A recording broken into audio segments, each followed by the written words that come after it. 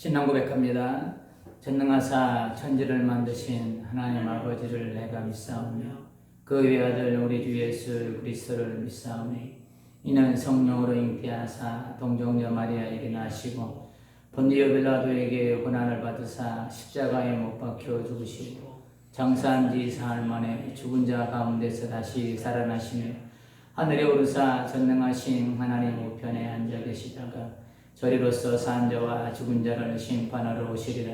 성령을 믿사오며 거룩한 공회와 성도가 서로 교통하는 것과 죄를 사하여 주시는 것과 영원히 사는 것을 믿사옵나이다. 아멘. 함께 나눌 말씀은 다니엘서를 보겠습니다. 다니엘서 6장 1절에서 9절까지 보겠습니다.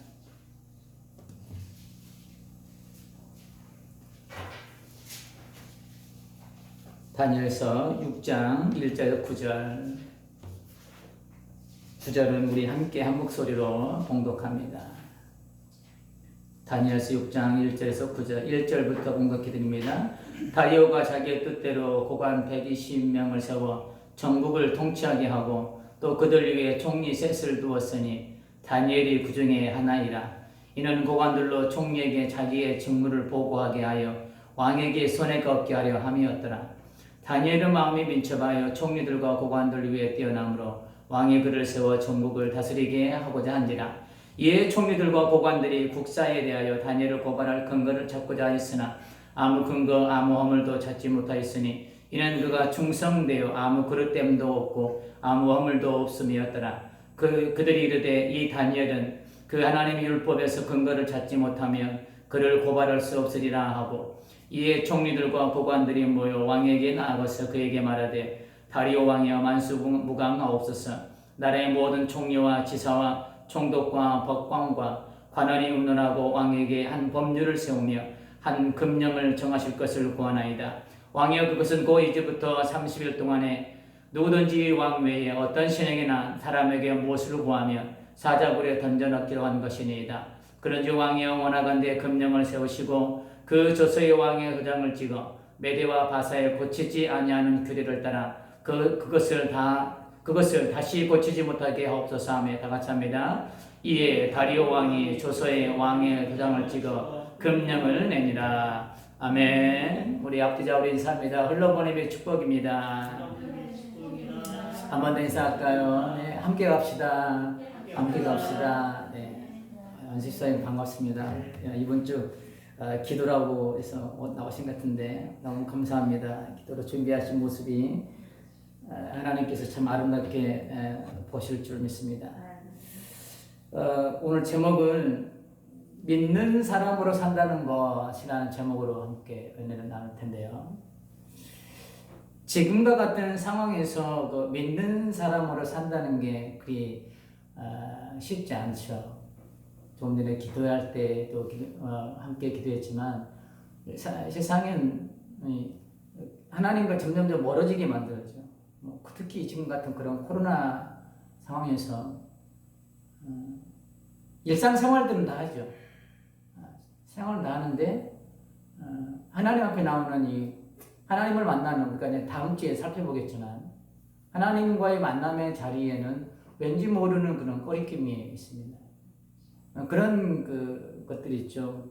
교회가 그 코로나의 어떤 그 발상지처럼 느껴지는, 물론 다중이 모이는 곳에는 되도록이면 피하는 게 좋죠.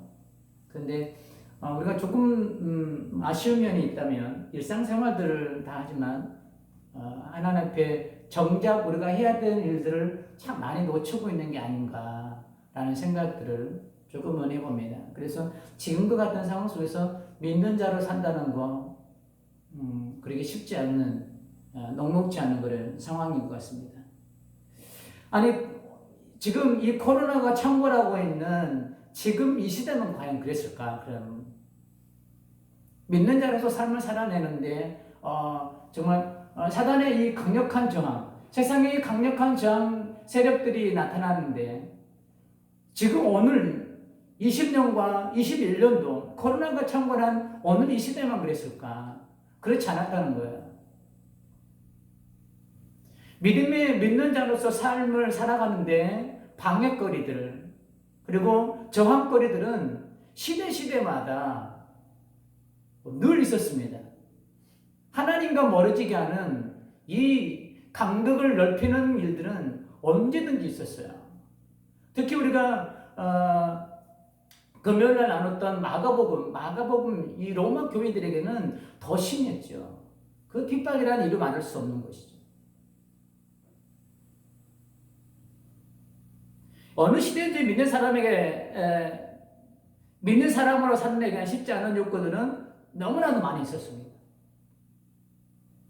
우리가 그 당시에 살아보지 않았기 때문에 지금의 가장 벽이 느껴지는 것뿐이죠. 그러나 이 복음은 시대의 파도를 넘어 지금 우리에게 도달했어요. 이 복음은 믿는 사람들을 오히려 이렇게 가두면 가둘수록 복음은 역행을 했어요. 탄압이 강하면 강할수록 오히려 복음의 확장은 더 컸습니다. 복음은 더 힘을 가지고 확장해 나갔어요. 그런데 반대로 우리에게 신앙의 자유가 주어지고 우리에게 평안함의 은혜가 주어지고 우리의 물질의 풍요와 시간의 풍요가 주어지면서 우리는 오히려 더 신앙의 허리띠는 느슨해지기 시작했어요. 어떻게 보면 지금의 여러 가지 환경들이 우리가 기도하고 있는 것처럼 우리 자신들을 깨우는 하나님의 노크 소리가 될 수도 있다는 것이죠. 이 민족을 깨우는 하나님의 그 음성일 수도 있다는 것이죠. 지금 이 코로나 시대에 이 코로나를 돌파할 수 있는 길이 무엇이니? 하나님이 질문을 던질 수도 있다는 것이죠. 피하는 길만이 상책이 아니란다. 복음은 시대에 갇히지 않습니다. 복음은 환경에 갇히지 않습니다. 오히려 시대를 뚫고 돌파하는 능력이 있습니다. 복음에는. 환경을 변화시키는 능력이 복음 안에 있다는 것이죠. 우리는 이 복음의 능력을 믿을 수 있어야 돼요. 환경을 충분히 바꿀 수 있습니다. 이 능력의 복음을 우리 안에 담아주셨죠. 그래서 고린도후서 4장 7절에 보면 이런 말씀이 있습니다. 우리가 이 보배를 질그레에 가졌으니 그 다음이 중요해요. 이는 심히 큰 능력은 하나님께 있고 우리에게 있지 아니함을 알게 하려 함이라. 우리 이 시대를 돌파할 수 있는 능력은 우리에게 있는 게 아니라는 거예요. 하나님께 있음을 알려주시기 위해서 우리에게 이 질그릇과 같은 나에게 하나님이 이 복음의 능력을 담아주셨다는 거예요. 하나님은 질그릇과 같은 우리가 이 시대를 돌파할 수 있는 능력이 없음을 하나님은 충분히 알고 계세요. 너 힘으로는 안 된단다. 질그릇은 시대와 부딪히면 깨질 수밖에 없습니다. 환경과 부딪히면 깨질 수밖에 없습니다. 그게 우리 존재라는 것이죠. 나의 존재라는 것이죠. 환경이 오늘 은혜 받았지만 내일이라는 환경을 만나면 오늘의 은혜는 찾아볼 수가 없고 내일 환경 속에서 우리는 산산이 부서질 수밖에 없는 그런 존재가 우리라는 존재예요.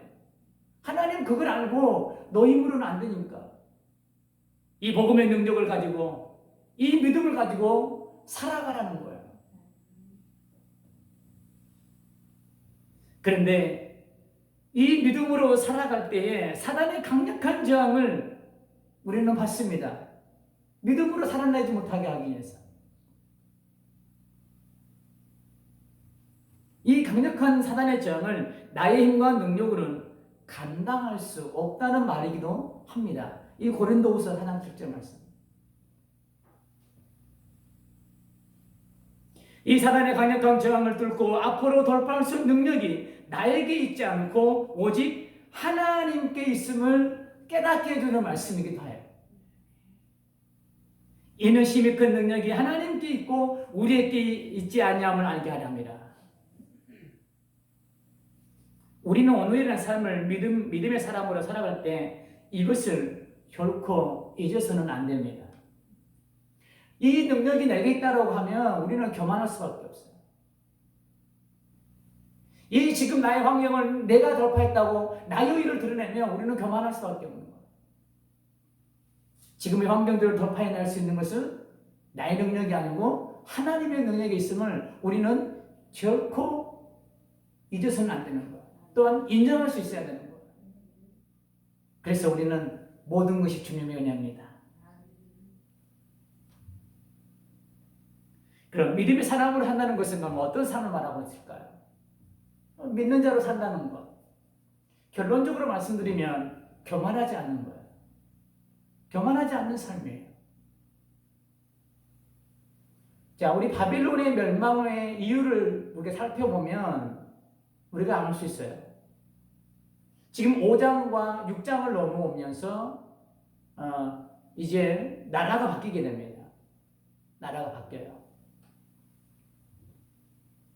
이 나라가 바뀌면서 우리가 두 사람의 인물을 잠시 살펴보도록 하겠습니다. 그래서 왕이 누구냐면 지난 5장에 기록되어 있는 느부갓네살 왕과 그의 아들 벨사살 왕이에요. 이 두 사람은 강대국 바벨론의 왕으로서 천하를 호령하던 사람이었습니다. 그런데 이 권력이 영원할 줄 알았어요. 그런데 5장에 와서 끝납니다. 그런데 본문을 보면 강대국이었던 바벨론이 메대와 바사의 연합국에 의해서 멸망하게 돼요. 그 이유를 성경은 이렇게 기록하고 있습니다. 다니엘서 5장 20절 그가 마음이 높아지며 뜻이 완악하여 교만을 행함으로 누구보다 말하는 거예요? 느부갓네살 왕을 지금 빗대고 하고 있는 말이에요. 그가 느부갓네살 왕이 마음이 높아지며 뜻이 완악하여 교만을 행함으로 그의 왕위가 폐한받으며 그의 영광을 빼앗기고 교만했어요.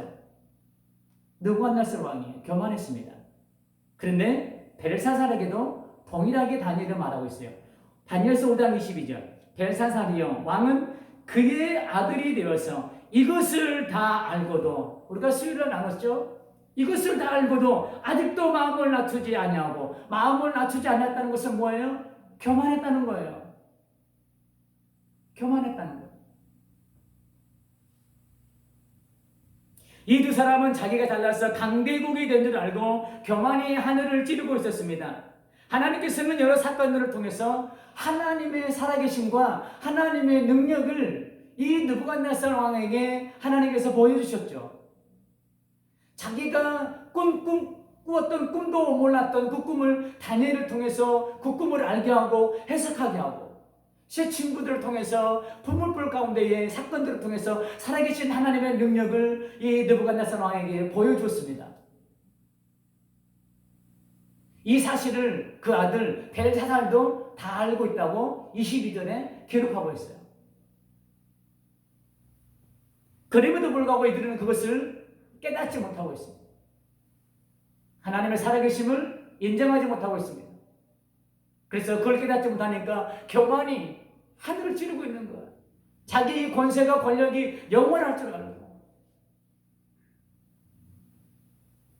다니엘 이 나라가 강대국이 된 것은 당신들이 잘나서가 아니고 당신들의 능력과 군사력이 강해서가 아니라 하나님께서 허락하시라고 한 것이라고 당당하게 말하고 있습니다.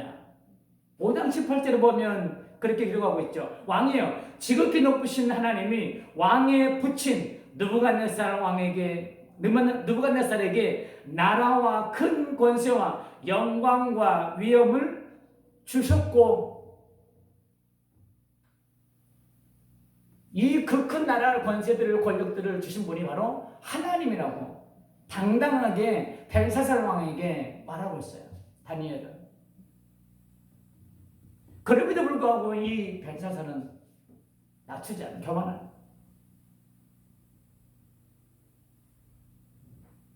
나에게 주어진 삶 열심히 살아야죠. 종종 말씀드리지만 우리에게 주어진 삶 열심히 살아야 됩니다. 거기에 따른 신학적 용어지만 일반적 은총의 열매들이 우리에게 주어집니다. 일반적 은총이라는 것은 세상 사람들이 동일하게 누리는 모든 것들이에요. 그러나 우리 믿는 자들에게는 그것도 열심히 살아야 되고 우리의 삶 가운데에 내게 주어진 것들을 열심히 살아야 됩니다. 그러나 그 열매에 대해서 우리가 다른 세상 사람들과 그 열매를 대하는 자세가 달라야 된다는 거예요. 세상 사람들은 그렇게 고백합니다. 내가 열심히 했기 때문에 이 지금과 같은 성과가 내게 주어진 거야. 그럴 수 있습니다. 그러나 우리 믿는 사람들은 그 열매를 대할 때에 그것도 중요하지만 먼저 고백돼야 되는 게 이것은 하나님이 내게 주신 은혜야. 이게 설명돼야 된다는 거예요. 이게 믿는 자와 믿지 않는 자의 삶의 차이예요. 열매를 대하는 태도가 달라야 된다는 것이죠. 열심히 사십시오. 그러나 우리의 삶에 주어진 그 열매들이 내가 열심히 해서 하는 게 아니라 하나님의 은혜와 도우심으로 됐다는 고백이 반드시 우리가 선행돼야 될 줄 믿습니다. 지금 내게 허락된 이 모든 것은 주님의 은혜임을 우리는 잊어서는 안 된다는 거예요. 신명기서를 통해 우리에게 이렇게 하나님께서 경고하고 있습니다. 신명기서 8장 12절에서 14절까지 보면 가나안에 들어갔을 때에 하나님께서 이스라엘 백성들에 대해서 이렇게 조심스럽게 경고하시는 말씀이 있어요. 네가 먹어서 배부르고 아름다운 집을 짓고 거주하게 되며 또 내 소와 양이 번성하며 내 임금이 증식되며 내 소유가 다 풍부하게 될 때에, 소위 말해서 잘 먹고 잘 살고 잘 나갈 때에 하나님께서 이것을 조심하라고 경고하고 계세요. 네 마음이 교만하여 네 하나님 여호와를 잊어버릴까 염려하노라.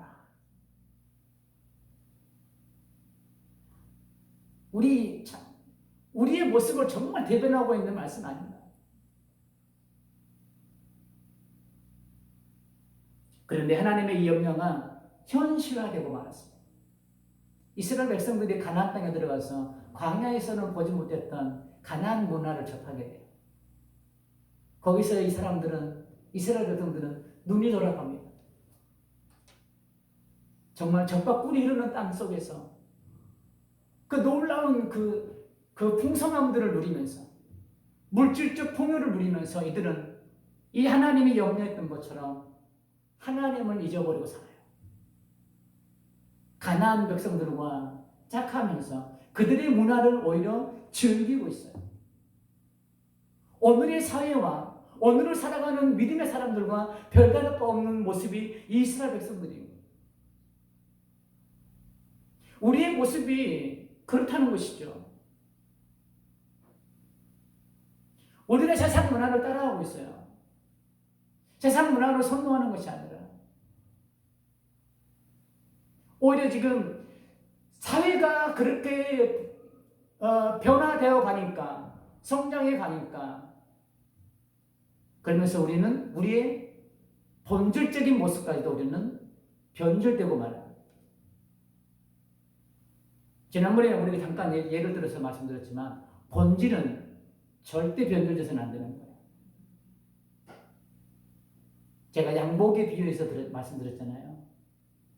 제가 양복을 이 옷을 입든 다른 옷을 입든 김윤선 목사는 김윤선 목사로. 시대가 변하면 포장지는 변해야 됩니다.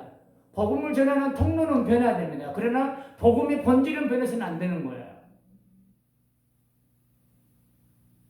우리의 삶에 세상이 그렇게 화려하게 변하고 세상 문화가 그렇게 화려하게 변한다고 해서 우리가 거기에 동요돼서는 안 된다는 것이죠.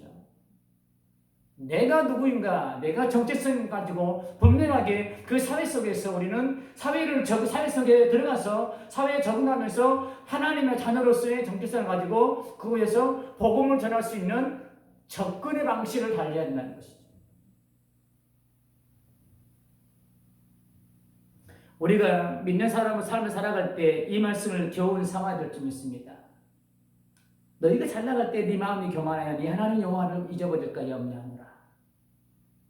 잘 나갈 때,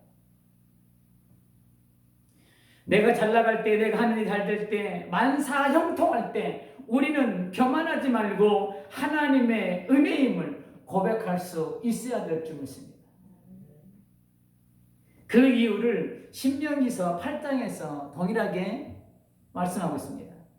우리가 교만할 수 없는 이유예요. 이 말씀을 가슴에 새기고 이 말씀을 은혜로 받아들인다면 우리는 교만하라고 해도 할 수 없는 거예요. 자, 어떤 말씀이냐면 신명기 8장 7절에 보면 이런 말씀이 있습니다. 네 하나님 여호와께서 너를 아름다운 땅에 이르게 하시나니. 다른 말씀으로 아름다운 땅에 이르게 하신 이가 누구예요? 하나님이라는 거예요. 나의 삶을 윤택하게 만들고 나의 삶을 아름다운 곳으로, 나의 삶을 땅의 높은 곳으로 인도하신 이가 내가 아니라 하나님이라는 거예요. 우리가 이 은혜를, 이 말씀을 믿음으로 은혜로 받아들인다면 우리는 내가 잘났다고 우리는 교만할 수가 없는 거예요. 그리고 또 있습니다. 신명기 8장 10절에 보면 이런 말씀이 있습니다. 네가 먹어서 배부르고 네 하나님 여호와께서 옥토를 네게 주셨으므로 말미암아 그를 찬송하리라. 옥토를 누가 주셨다고요? 여호와께서, 하나님께서. 우리는 이것을 기억해야 돼요. 내 삶에 기름짐이 흐름은 하나님께서 주신 거라고. 다시 한번 말씀드립니다. 나에게 주어진 모든 것들은 하나님께서 주신 거예요. 그런데 느부갓네살 왕과 그의 아들은 그것을 깨닫지 못하고 교만함으로 결국에는 그들은 죽고 강대군 바벨론은 패망하고 말았습니다. 스바냐 선지자는 이 일을 예언하고 계세요. 스바냐 선지자는 포로 시대 이전 선지자예요. 포로 시대 이전 선지자, 스바냐 선지자. 자, 그는 이렇게 예언하고 있습니다. 스바냐 2장 10절. 그들이 이런 일을 당할 것은 그들이 만군의 여호와의 백성을 회방하고 교만하여졌습니다. 바벨론의 멸망을 예언하셨던 거예요. 패망의 원인은 뭐라고요? 교만이라는 거예요. 교만. 이 바벨론이 영원할 줄 알았더니 바벨론이 무너지고 새로운 신흥 강국 메데라는 나라가 세워지게 됩니다. 그리고 다리오라는 사람이 왕이 됩니다. 이 왕이 정책을 바로 세우기 위해서 120명의 고관들을 세웁니다. 그리고 그 120명 고관들 위에 총리 3명을 지명합니다. 그 셋 중에 하나가 다니엘이에요. 그런데 이 일은 단순한 일이 아니에요. 단순한. 그 바벨론에 그때도 하나님께서 쓰셨기 때문에 이 메데 바사 왕국이 이루어졌을 때 이 다리오 왕도 동일하게 선택할 수 있는 사람이 다니엘이 아닌가? 이게 단순한 상황이 아니에요.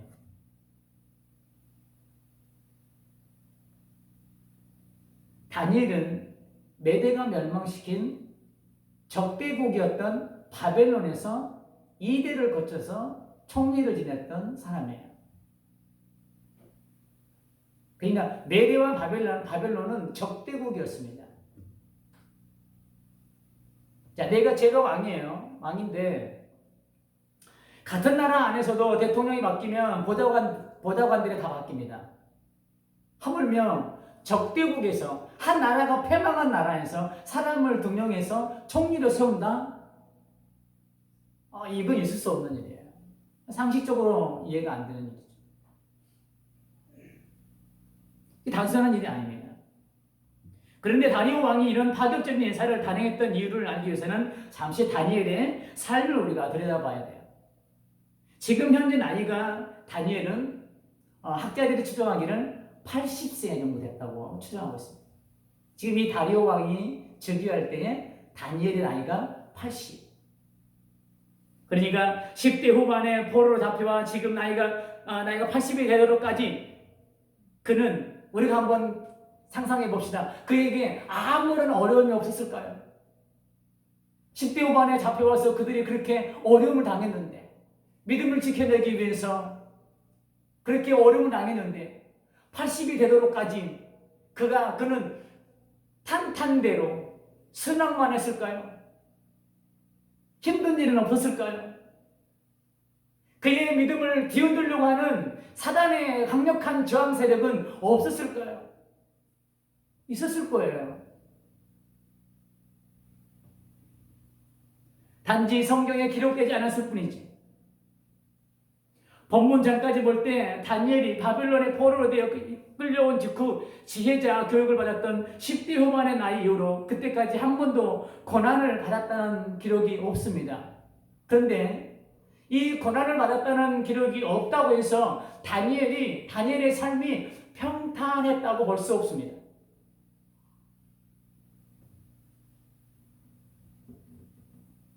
우상문화가 지배적인 상황에서 여호와 하나님만을 신실하게 믿고 섬긴 다니엘이 신앙 문제 때문에 이 믿는 자로 삶을 살아내기 위하여 주변 사람들과 갈등을 겪으며 고난당했을 것은 우리가 성경에는 기록되어 있지 않지만 우리는 볼보듯이 뻔한 거예요. 그는 그리고 포로로 잡혀와서 부귀와 영화와 권력이 있는 총리까지 오르게 됩니다. 이런 부귀와 영화와 권력은 다니엘을 충분히 교만하게 만들 수도 있고 변질시킬 수도 있는 요소가 있는 거예요. 자, 오늘 본문의 2절에 보면 이런 말씀이 있어요. 또 그들 위에 총리 셋을 두었으니 다니엘이 그 중에 하나라. 총리 셋을 둔 이유가 있습니다. 자, 잘 보세요. 이는 고관들로 총리에게 자기의 직무를 보고하게 하여 그 다음에 뭐예요? 왕에게 손해가 없게 하려 함이라. 자, 손해가 있다는 것은 뭘 의미하는 걸까요? 왕에게 손해가 없게 하기 위함이다. 다른 말로 손해를 방지하기 위해서 청렴한 다니엘을 등용한 거예요. 자, 그러면 이것을 우리가 한번 깊이 묵상해 보면 총리라는 자리가 왕에게 해를 끼칠 수 있는 자리예요. 자, 다른 말로 청탁이 들어옵니다. 국무총리님, 이번에 어디에 개발된다는데 그 정보 좀 주시면 안 되겠습니까? 슬쩍 찔러줘요. 그럴 수 있는 자리라는 거야. 그러면 누구에게 손해가 돼요? 왕에게 손해가 돼요. 총리의 자리가 그런 자리라는 거예요. 얼마든지 다니엘은 총리의 자리에서 그런 권력과 부귀와 영화를 누릴 수 있어요. 그러면서 교만에 빠질 수 있는 요소가 충분한 자리가 총리의 자리였습니다. 그런데 다니엘 나이가 지긋할 때까지 바벨론에서 누린 부귀와 영화가 결코 그의 신앙을 흔들리지 못하게 했다는 사실이에요. 오늘 본문에 보면 우리가 알 수 있어요. 나이 80이 되도록 이렇게 청렴결백, 그 다음에 믿음의 순결성을 지켜온 걸 보면 수많은 저항 속에서도 그 믿음을 아름답게 지켜낼 수 있었던 것은 교만하지 않았다는 거예요. 그 수많은 유혹의 손길들, 그 수많은 믿음의 순결을 넘어뜨리려고 하는 그 세상의 유혹들, 그 유혹들을 믿음으로 은혜로 잘 넘어오면서 지금의 다니엘을 얘기했다는 것이죠. 이런 삶을 살 수 있었던 것은 다니엘은 왕이신 하나님을 섬기는 자로 삶을 살았기 때문에, 하나님을 왕으로 모셨기 때문에, 느부갓네살이 비록 권력은 잡고 있지만 진정한 왕은 하나님이시다. 벨사살이 그 왕을 물려받았지만 진정한 하나님은 주권자는 하나님이시다. 역시 지금 메대와 바사 왕국이 세워져서 다리오 왕이 권력을 잡았지만 그럼에도 불구하고 영원한 왕은 하나님이시다. 이것을 잊지 않았다는 거예요.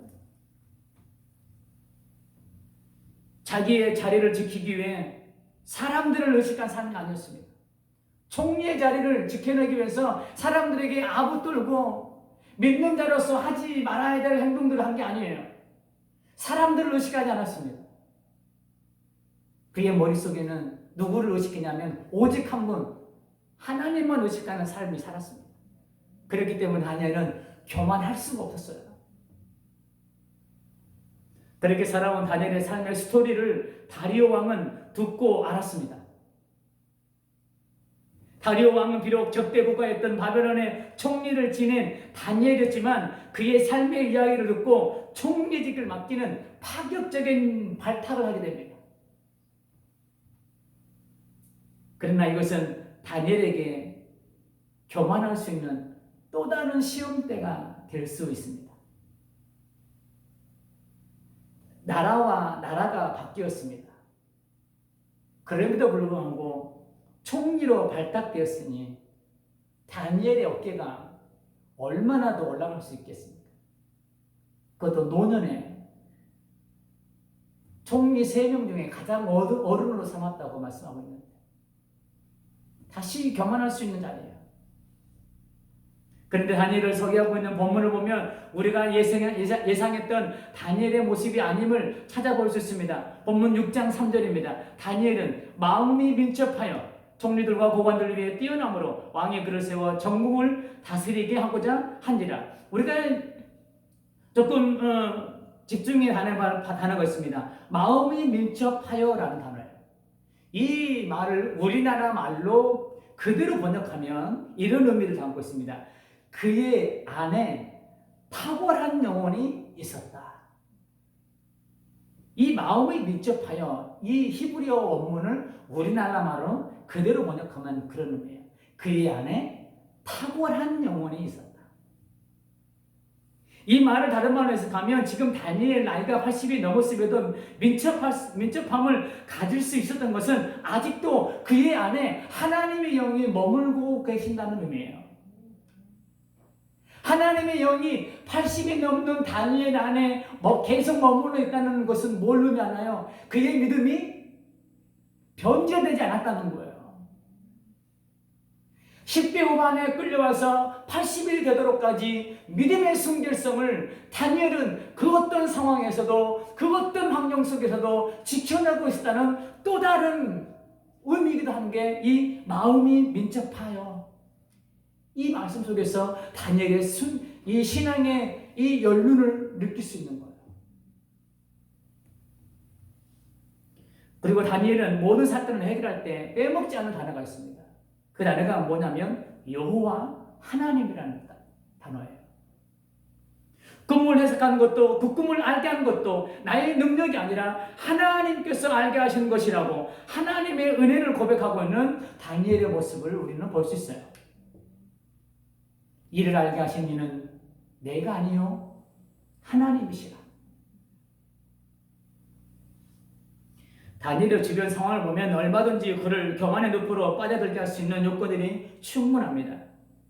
그럼에도 다니엘이 교만할 수 없었던 것은 그의 마음속에 하나님이라는 존재를 잊지 않고 그분을 의식한 삶이 있었기 때문이에요.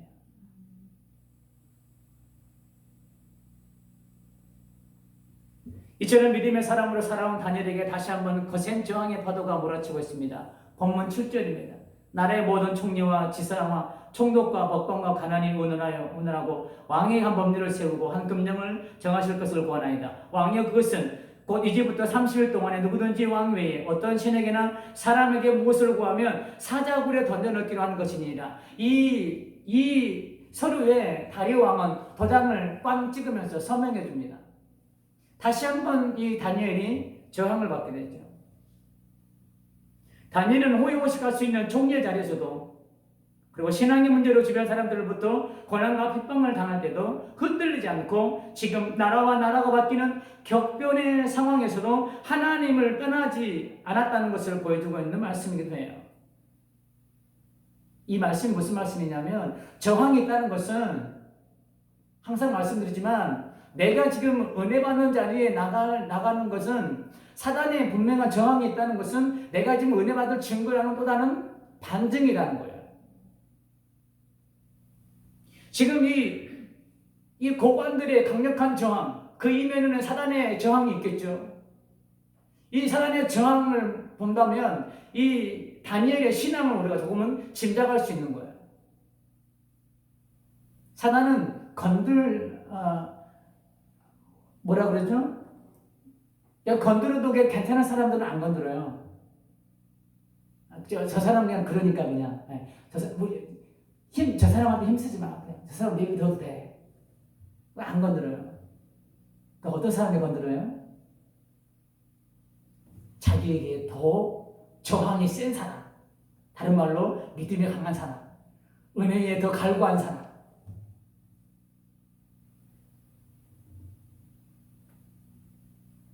우리 역시도 믿는 사람으로 삶을 살아가려고 할 때 사단은 하나님의 허락하에 나에게 고난과 핍박을 가져다 줄 때가 있습니다. 반대로 내가 교만할 수 있게 만사 형통의 길로 이끌 때가 있습니다. 내가 상상할 수 없는 자리까지 나를 높일 때가 있습니다. 우리는 그때만 하나님 은혜라고 고백하죠. 야, 하나님이 잘 은혜 베푸셔가지고 내가 정말 이렇게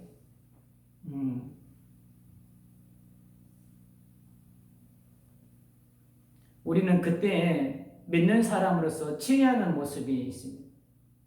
다니엘처럼 하나님을 의식하고 이 모든 것이 하나님의 은혜임을 고백하고 하나님을 높이는 삶이 믿는 사람으로서 사는 모습일 거예요.